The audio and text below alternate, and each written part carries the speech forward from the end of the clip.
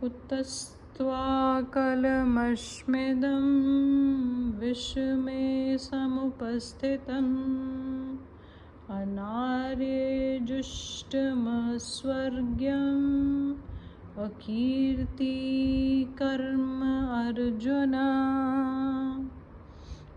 हे अर्जुन, इस विषम अवसर पर तुम्हें यह कायरता कहाँ से प्राप्त हुई जिसका कि श्रेष्ठ पुरुष सेवन नहीं करते, जो स्वर्ग देने वाली नहीं है और कीर्ति करने वाली भी नहीं है।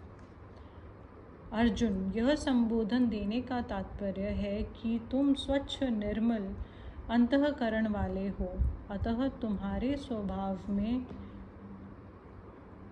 कालुष्य कायरता आना बिल्कुल विरुद्ध बात है। फिर यह तुम्हारे में कहाँ से आ गई? कुतस्त्वाकलमश्मिदं विषमे समुपस्थितम्। भगवान आश्चर्य प्रकट करते हुए अर्जुन से कहते हैं कि ऐसे युद्ध के मौके पर तुम्हारे में शूरवीरता उत्साह आना चाहिए था, पर इस बेमौके पर तुम में यह कायरता कहाँ से आ गई? आश्चर्य दो तरह से होता है, अपने ना जानने के कारण और दूसरे को चेताने के लिए। भगवान का यहाँ जो आश्चर्यपूर्वक बोलना है वह केवल अर्जुन को चेताने के लिए है, जिससे अर्जुन का ध्यान अपने कर्तव्य पर चला जाए। कुतः कहने का तात्पर्य है कि मूल में यह कायरता रूपी दोष तुम में स्वयं में नहीं है। यह तो आगंतुक दोष है जो सदा रहने वाला नहीं है। समुपस्थितम कहने का तात्पर्य है कि यह कायरता केवल तुम्हारे भावों में और विचारों में ही नहीं आई है, किंतु तुम्हारे क्रियाओं में भी आ गई है। यह तुम्हारे पर अच्छी तरह से छा गई है, जिसके कारण तुम धनुष बाण छोड़कर रथ के मध्य में बैठ गए हो। अनार्जुष्टम समझदार श्रेष्ठ मनुष्यों में जो भाव पैदा होते हैं वे अपने कल्याण के उद्देश्य को लेकर ही होते हैं। इसलिए श्लोक के उत्तरार्ध में भगवान सबसे पहले उपर्युक्त पद देकर कहते हैं कि तुम्हारे में जो कायरता आई है उस कायरता को श्रेष्ठ पुरुष स्वीकार नहीं करते, कारण कि तुम्हारी इस कायरता में अपने कल्याण की बात बिल्कुल नहीं है। कल्याण चाहने वाले श्रेष्ठ मनुष्य प्रवृत्ति और निवृत्ति दोनों में अपने कल्याण का ही उद्देश्य रखते हैं। उनमें अपने कल्याण के प्रति कायरता उत्पन्न नहीं होती।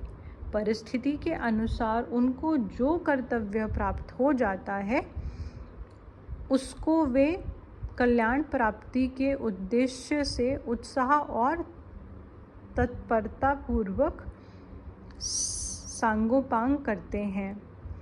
वे तुम्हारे जैसे कायर होकर युद्ध से या अन्य किसी कर्तव्य कर्म से उपरत नहीं होते। अतः युद्ध रूप से प्राप्त कर्तव्य कार्य से उपरत होना तुम्हारे लिए कल्याणकार नहीं है। अस्वर्ग्यम कल्याण की बात सामने ना रखकर अगर संसारिक दृष्टिकोण से भी देखा जाए तो संसार में स्वर्गलोक ऊंचा है, परंतु तुम्हारी यह कायरता स्वर्ग को देने वाली भी नहीं है। अर्थात कायरता पूर्वक युद्ध से निवृत्त होने का फल स्वर्ग की प्राप्ति भी नहीं हो सकता।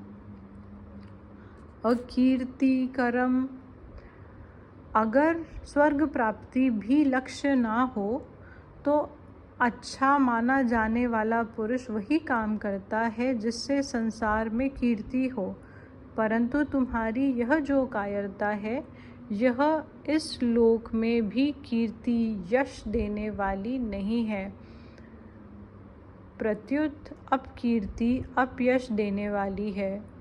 अतः तुम्हारे में कायरता आना सर्वथा ही अनुचित है। भगवान ने यहाँ अनार्यजुष्टम, अस्वर्ग्यम और अकीर्तिकर्म ऐसा क्रम देकर 3 प्रकार के मनुष्य बताए हैं। जो विचारशील मनुष्य होते हैं वे केवल अपना कल्याण ही चाहते हैं और उनका ध्येय उद्देश्य केवल कल्याण ही होता है। जो पुण्य आत्मा मनुष्य होते हैं वे शुभ कर्मों के द्वारा स्वर्ग की प्राप्ति चाहते हैं।